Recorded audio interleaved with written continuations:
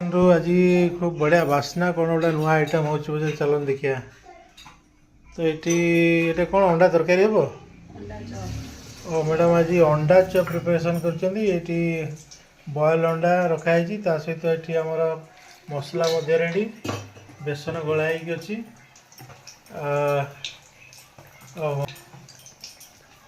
बहुत दिन है मैडम कहते अंडा चप आने आनी नी से निजे निजे प्रिपेयर कर अंडा चप।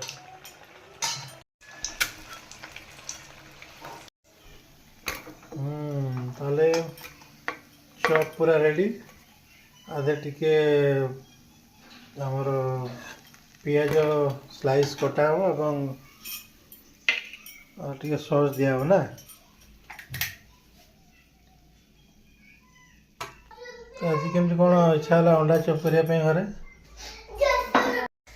तो अंडा चप गरमा गरम अंडा चप रेडी। तो खाई देखिए कौन केमती है मैडम बहुत दिन पर अंडा चप प्रिपेयर कर।